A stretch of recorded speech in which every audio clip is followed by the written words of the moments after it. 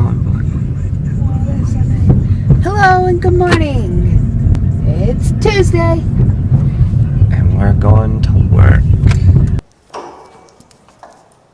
Just got into the office. Let's get going.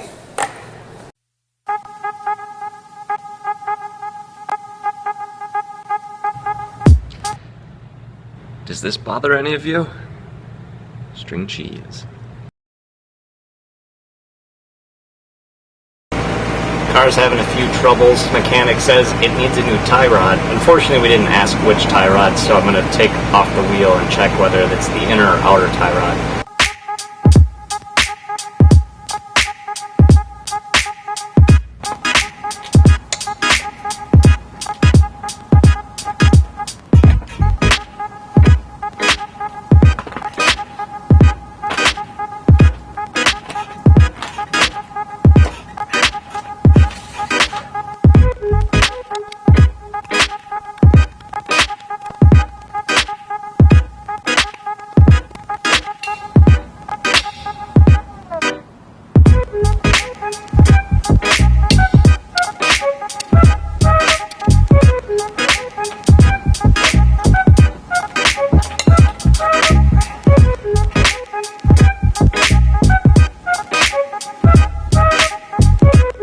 Back at it.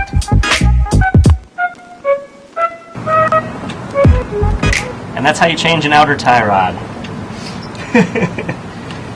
No, actually, so I had jacked up the car and taken off the driver's side tire to look at that one. I thought that was the problem side, but just to be sure and compare the two tie rods, I completely reassembled the driver's side and I came over to the passenger side.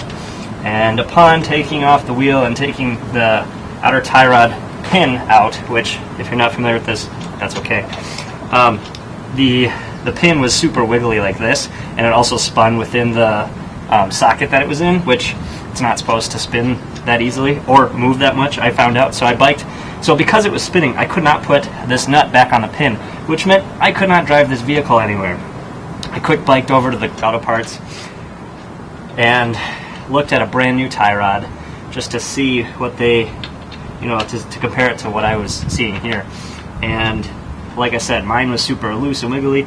The brand new one is stiff. You can't grab that and move it at all. So I went ahead, bought the part, quick rode home, got it on. Super easy, actually. And now I'm just reassembling. I'm going to take it for a test drive, see if that clunking sound that we were getting before is gone. And if so, I just saved us all that labor. And it was $20 for the new outer tie rod, so that's sweet.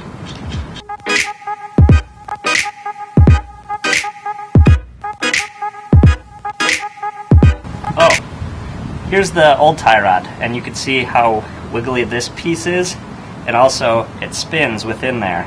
So this is what I was trying to demonstrate before. This shouldn't spin like that or wiggle like that. And so when this was in the car and I had put it back in, and I was taking this nut and trying to put it on here and screw it on, the threaded part was spinning with it, and I couldn't get it back on. I didn't want to damage it with my pliers unless I knew I had to, so I wasn't going to grab it to try to spin it, but it's so rusted it wasn't going to go anywhere. Just replaced it. Now we'll lower the car, finish tightening those lug nuts, and then hopefully be on our way.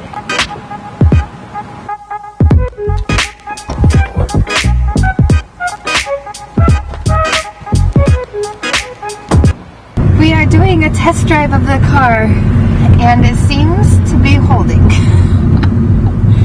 Cooper's pretty handy with the car and fixing things. He does the brakes, and ooh, you took that turn like you were sure of yourself. I am. Thing doesn't thud anymore at all. It's good stuff. Ooh, and the brakes work. it's a little nerve-wracking. The brakes aren't squeaky. Did you fix the brakes? I looked at it. It's awesome. That probably saved us a good $500 so doing the tie rod yourself. And it cost me $20 in the evening, or what, a couple hours. Yeah. And it would have been quicker if I knew what I was looking for. And now that I've done it, next time I can do it quicker. What the heck is that thing? Nobody knows.